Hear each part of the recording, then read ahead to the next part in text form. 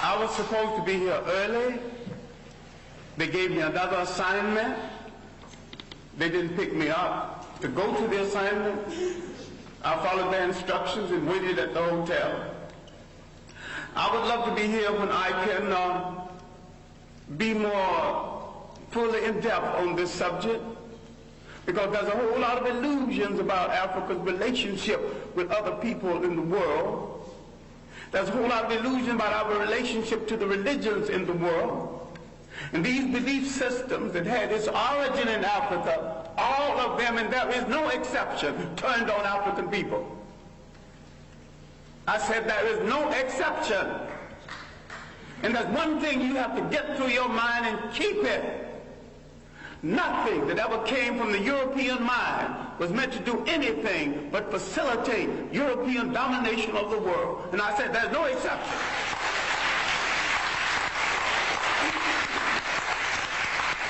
Everything that was brought into this continent, everything, every idea, every so-called religion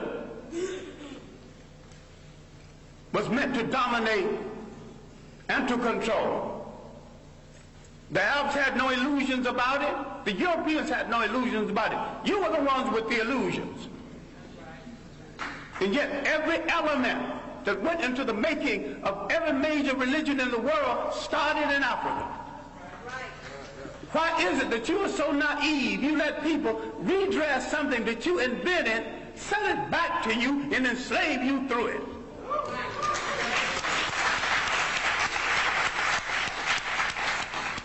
I'm saying that all organized present religions are male chauvinist murder cults. And I say there is no exception. Why I wanted to be here early, I wanted to deal with our relationship with the people of the world and the fact that we created peaceful nations that had no word for jail because no one had ever gone to one. No word for old people's home because no one ever threw them away, grandma and grandpa. No word for orphanages.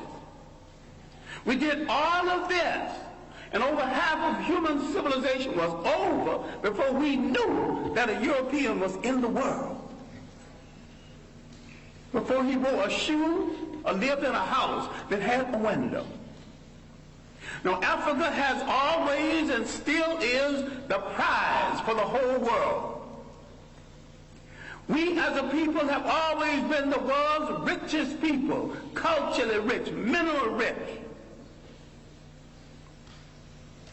We have always been the prize because we have always had and still have something that other people won't, think they can't do without, and don't care to pay for. Because we have always been the prize, we have been under siege for over 3,000 years. Nothing that ever brought into Africa from the outside was meant to do the Africans any good. That means all other religions. Islam was the handmaiden of Arab imperialism. Christianity was the handmaiden of European imperialism. The Hebrew faith was the handmaiden of a concept called the chosen people. Now, if God is kind and God is merciful and God has no stepchildren, he won't choose one over the other. And to say he chose some people, you're making him a bigot. And to say that he endorsed enslavement of one people over the other, you're making him an accessory to murder. The Arabs used Islam to rationalize their slavery and their imperialism. The Europeans used Christianity to rationalize their slavery and imperialism. Who are you kidding about friends in the world? Damn it, if you want a friend, look in the mirror.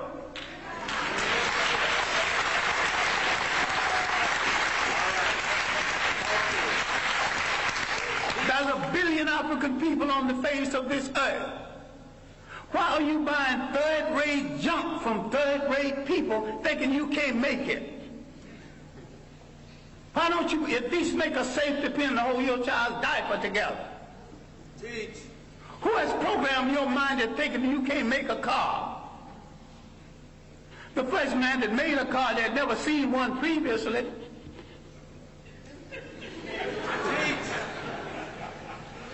The Japanese bought cars, bought locomotives, broke them down and studied them, and had a Japanese technician produce each piece, put it together, and had a much better train than the one they copied from. All knowledge in the world belongs to everybody in the world. Yes. Who has programmed our mind in assuming that we cannot run a nation and run it well? The main thing imperialism did, slavery and imperialism, that they removed African people from the respectful commentary of history. And they tell them something they are still telling them, and all of the organized religions are guilty of this. I favor none of it because Africa didn't need any of it. I'm saying that African belief systems, properly understood, is 10 times better than Judaism, Christianity, and Islam. And better for the Africans. So you might have some romance with one of these religions. I have no romance with any of them. I have a romance with reality and truth. And the chips can fall where they may after I tell it. As for friends, you have had no friends. When they discovered you, they began to prey on you. Now let's look at our relationship with Western Asia, mistakenly called the Middle East. For 3,000 years, our greatest enemies came from Western Asia. They were trying to avenge the fact that they were once African colonies. You read a book called When Egypt Ruled the East, and you get some of the basic information on this. Now, the first visitors to Africa came in the 1700s BC. These were the people who would later be called Hebrews. Now, black people are ticklish on this because black people think that everything in the Bible is true. I question the intelligence of anyone who thinks everything in the Bible is true or supposed to be true.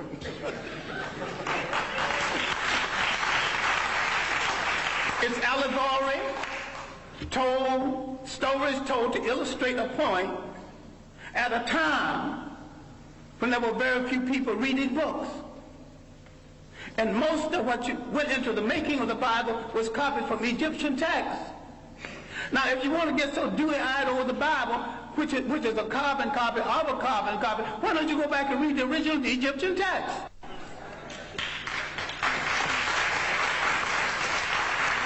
Then you see where all these stories started from. You see where the story of the Exodus started from. Now, you get so dewy-eyed, you actually think there was an Exodus.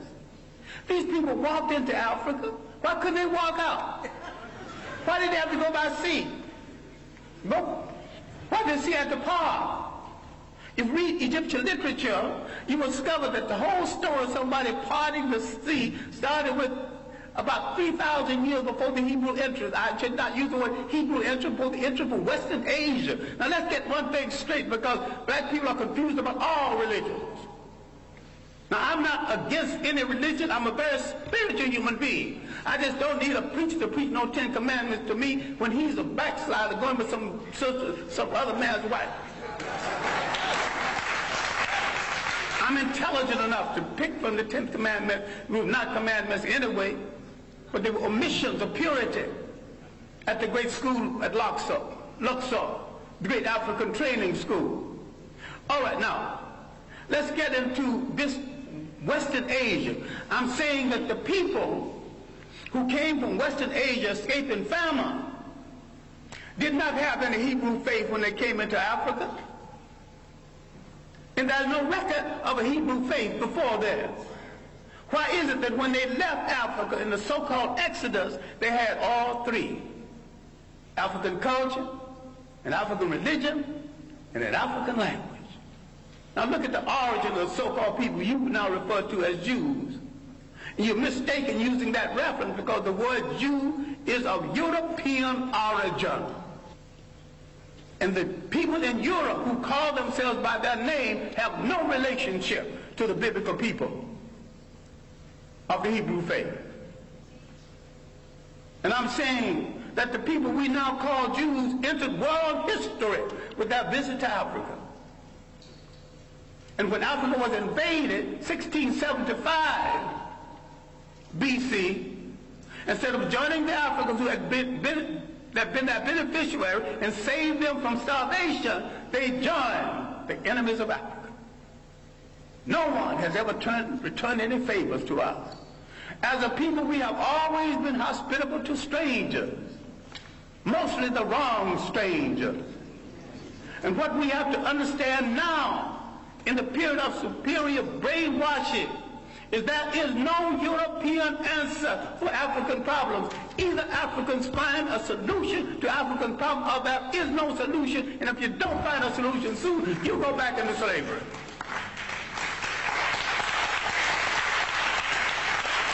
We have to stop all of this nonsense about who belongs to what religion when all of them were imposed on us in the first place. We stop all this fight between Muslims and Christians when neither one of the religions are doing them any good or moving them toward independence. All of them are handmaids of conquerors. All of them are religions of conquerors. We were naive when we accepted their interpretation of something that we had all along. I'm saying we need to take a good look at ourselves. I'm not talking about burning churches. I'm not talking about getting rid of religion. Understand me well.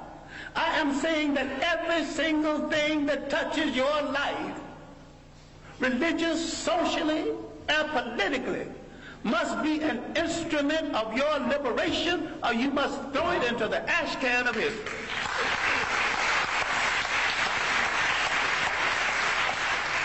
Develop a liberation Islam. Yes.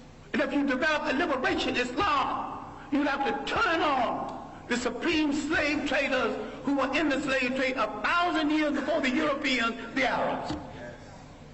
And most brothers who think they're Muslims are merely Arabists. Forerunners, vanguards of Arab propaganda. The Arabs are not above joining the Jews against black people. In America, they're already doing it in Detroit. In America, they're already doing it in real estate. You got some dewy-eyed thing that you got a friend. I still ask you to look at that mirror. And if nothing staring back at you is friendly, then you've got no friend. But this is where you start friends. All right. I'm saying something which you need to reconsider. I'm saying that everything that came into Africa, every people that came into Africa, did not come to do Africa any good. Everyone and every religion and every people who came into Africa declared war on African cultures. They began the bastardization of African people, created confused mulatto who didn't know whether he'd be loyal to his mother's people or his father's people. That confusion is still here. The fascination for the color of the conqueror and the fascination to go to bed with the conqueror. Now that's raw and mean, but it's true. Now, some time ago, a North African leader, Gaddafi, was sending some Libyans to study in Europe. And he told them what any good nationalist would tell students going to study: I'm not sending you to Europe to find a wife. I'm sending you to Europe to gain the technology to come back and make Libya a strong nation, a strong Islamic nation, and a strong Arab nation. And you cannot achieve any of this between the legs of a European woman.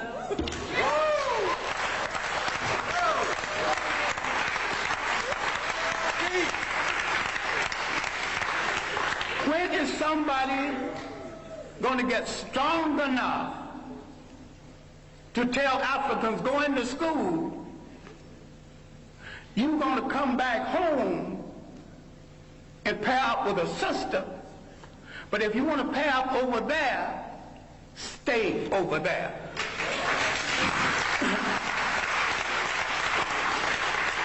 Now, the one thing we have to look at, and I'm sorry, I'm going to have to conclude on this because I've left out a body of information. At the university, I teach an entire course, semester course, on Africa's relationship to other people. And I devote several semesters to Africa before Europe, the consequences of the coming of the Greeks, who stole a lot that they think is their culture, stole a lot that you think is Greek philosophy. We've been the victims of propaganda. And yet, if you read the Journal of African Civilization, other works, we have lived in Europe, we've lived in Asia, we've lived in the Americas. The African people have already proved that they can get along with different people, amalgamate their culture with different people without one hint of a war between us. People who come into Africa immediately declare war on African culture, standards of beauty, standards of conduct, and change the African concept of theirs so they can rule through him. This was true of the Greeks, who began the bastardization, again, the European bastardization of Africa. The Western Asians had begun it 3,000 years before that. The Romans, a bunch of well-dressed thugs who could write well but couldn't think, who borrowed practically everything. They laughed at the Africans' concept of Christianity. The African was practicing and not giving it a name. This is why you don't know nothing about the African origins of Christianity. This is why a whole lot of people will not read Ben Yakinen's The African Origins of the Major Western Religions, Africa, Mother of Western Civilization, a Black Man of the Nile. Because he's telling it like it is, but you also will not read white radicals who identified Africa as the origin of the great religions of the world, especially Alvin Boyd Kuhn in his work, Who is This King of Glory? In Shadow of the 3rd Century. We have dealt with John Jackson, another radical black historian, with man, God, and civilization. We let some of our great scholars die in hunger, die wanting for friendship. Now, having devoted my greater portion of my life to scholarship and teaching and digging up information on African people and trying to make African people face reality, I have often said, a point that I wish you to consider, I didn't have to do it. I chose to do it. And if I had to do it over again, I would do it better. But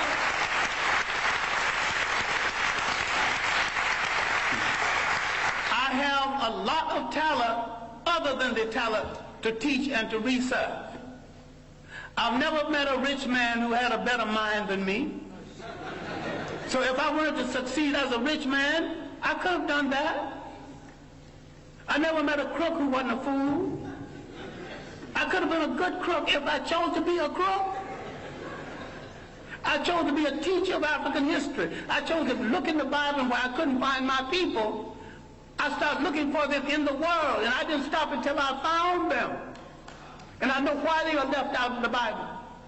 I know why all the angels are white. You mean to tell me God is merciful, God is kind, and not one little brown or black angel sneaked into heaven? I ain't buying that. Now the Bible that you get so dewy-eyed over is one of the greatest pieces of propaganda ever written. If you want to read the Bible, why don't you read the Bible one day and read Mein Kampf the next day and see the comparison? That's hard on your mind. Because you think if you don't have Christianity, Islam, or Judaism, you don't have that spirituality. I've got more spirituality after I put all of them down. And I've got more religion after I put all of them down. All right, now let me conclude something that has no conclusion. We have to look at the impact of Europeans on Africa. All impacts have been negative. The Romans laughed at the early African Christians. Finally, for political reasons, they stopped killing Christians and became Christians. I'm saying the Europeans became Christians for political reasons, as the Arabs became Muslim for political reasons, and as the so-called Jews became Hebrews for political reasons. People use organizations for political reasons, and what we get so dewy-eyed and think we're dealing with the truth. If you look at indigenous African religious belief systems, if you look at the idea when Africans had no churches of any consequence, because these fools came here and said, this is the house of God, and the African looked at that church and said, if God who made the wind, the spring, made the ocean roar, and you're going to tell me he can fit into a little thing you call a church? That is no house of God. So some Africans had the common sense enough to move away from it, and some had the common sense to burn it down. I'm saying that you're closer to God when the further way you get away from organized religions that are all handmaidens of conquest. The Roman Empire developed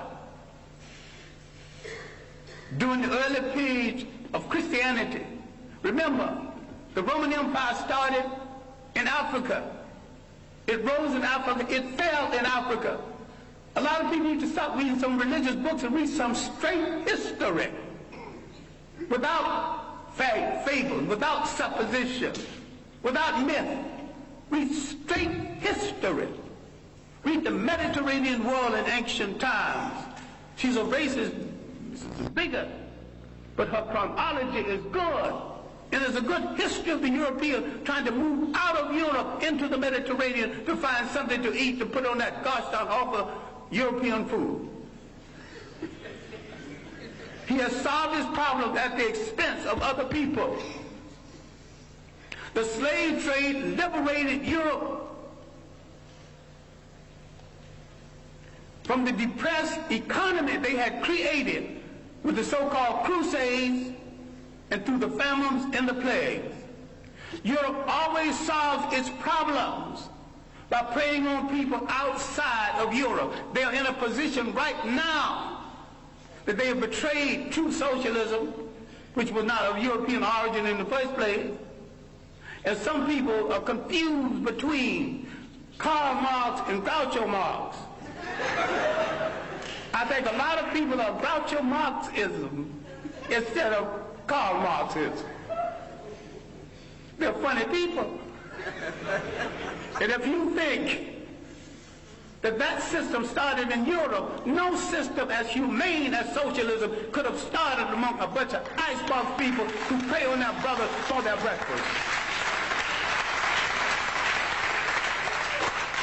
Read Parman Colson's work, The History of the Modern World, especially the early chapters. Now, the evidence of Africans in the New World, the evidence of 1,000 years of civilization before slavery, all of this I'm not discussing because there is no time. But when the Romans disgraced themselves in the mismanagement of Christianity, they created a vacuum. Islam moved into that vacuum.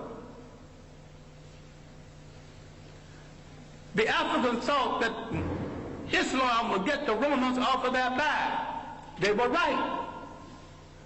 Islam got the Romans off of their back, and the Arabs jumped on their back, and they're still there, using Islam to justify it. Now, the African military man, because we are the greatest fighting machine in the face of the earth, if we ever discovered this, people are going to start running. Under proper leadership, proper inspiration, properly equipped, the black man is the greatest human fighting machine God ever created. If indeed God created it. I think the gods of Africa created it. Once you lose track of your heritage, you lose track of your liberty in this world. The Europeans doing the slave trade not only read the African out of history, they colonized history, they colonized information about history, they colonized image. They colonized the image of God. Who told you Christ was white? He was born in that part of the world predominantly occupied by non-European people. So you should not get into the argument about whether he's white. All you have to say, was he a Greek? No. Was he a Roman? No. But these were the only people partially white in the area at the time. If he wasn't a Greek, he wasn't a Roman, he was one of those other people. You don't have to argue about the shades of color. So far as you're concerned, once you establish he was not a woman, he was not a Greek, your conversation is over.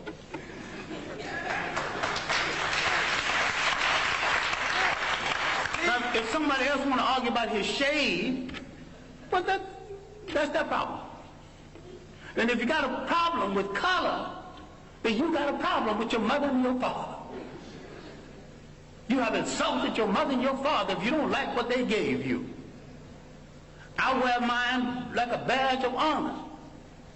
I dig it. I wear it well. All right. Love it.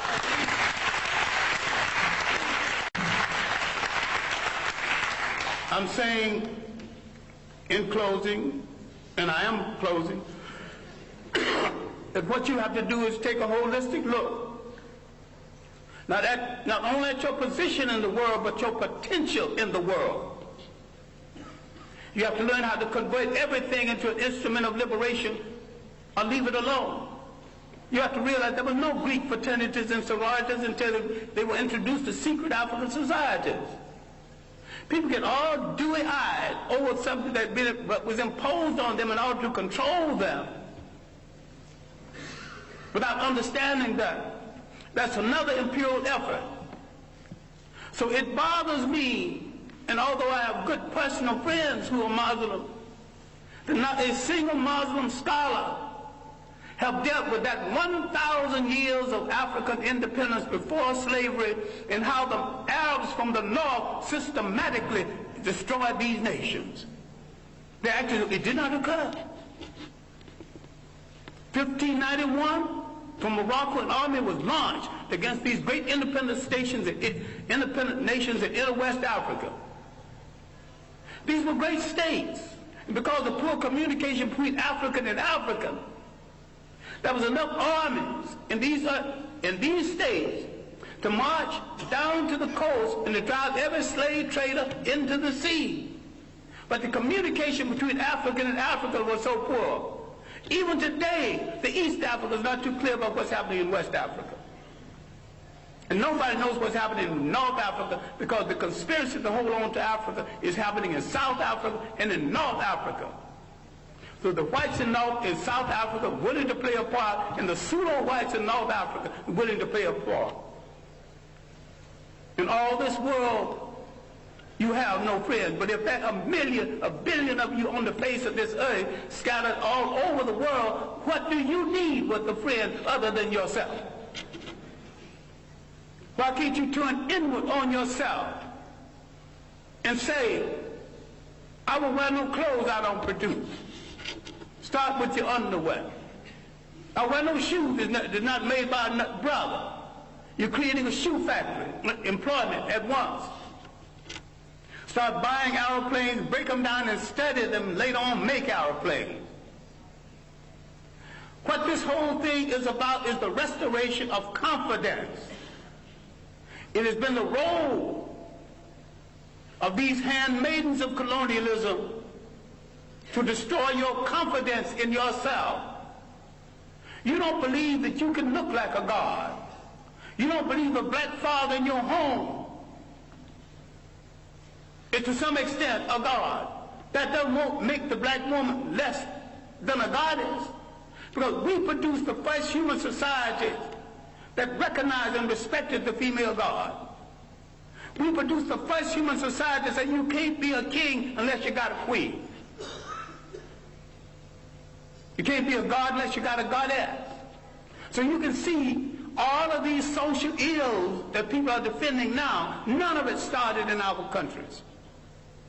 I defy anyone alive, and those who want to come alive, come back and prove me, I invite them too, to show me one single case of sexual deviance or maladjustment any place on the African continent for the coming of foreigners.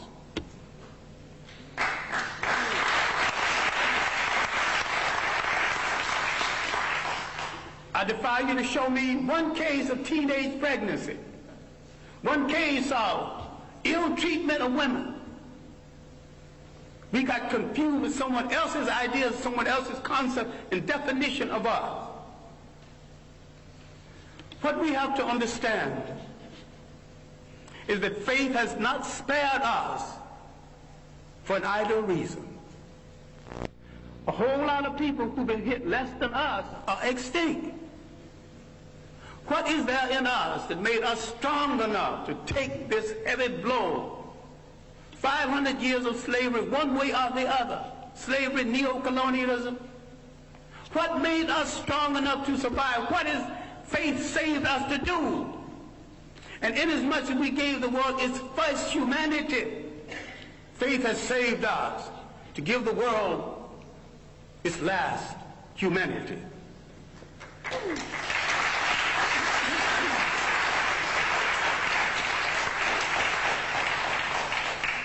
What we have to do is to believe it, to believe that we are worthy of it, and to believe that we are capable of it. What black studies should be about, what black religion should be about, is the restoration of the confidence, and the restoration of the confidence that we must rule the state again. There is not an imitation nation, an independent nation in Africa or the Caribbean islands. They're all imitation European states. And what we have to understand is that the nation state is stagnant. The African did not live in a nation state, he lived in a territorial state. The African learned something very basic. Cultures have to be fertilized by cultures. People have to be fertilized by the interaction between cultures and cultures. This insecure European tightened his borders. You know, you got a passport to come here? The word passport is not in any African language. The things he invented to restrict himself, he imposed on other people.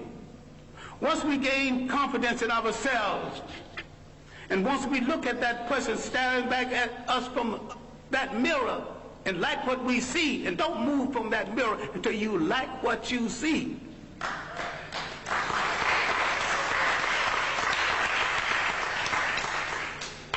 Then, in coordination with other African people throughout the world, we will give the world a new lease on life. We will turn to all of our people and not one part of them, because we came from a matrilineal society that respected women to the point the lineage came down to the female side. We must answer the call of the great African-American poet, Margaret Walker, who said, "Let the dirges end, let a new peace begin. Let us write a new covenant for the freedom of ourselves in the world." African men throughout the world need to step forward and answer Sister Margaret and say, "Sister Margaret, we have heard your call, and because we have never been a society that excluded women, with our women at our side, we are ready to pick up the challenge. We are ready to start a revolution that will change the world. We won't get ready tomorrow because tomorrow's things are left to tomorrow. We will start our revolution right now, and we will start it with ourselves." Thank you.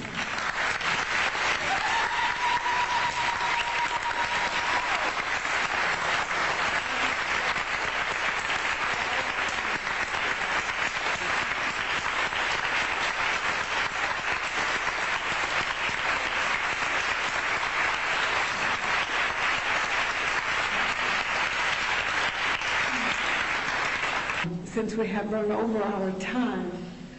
I'm not quite sure what I should do since we have run over our time, but I know that there are some people who and we will try to have maybe just 2 or 3 questions. I see a hand. You'll have to speak very loudly. We really have problems with the welfare. And when we are in trouble, we are told in this country our growth rate is 5%.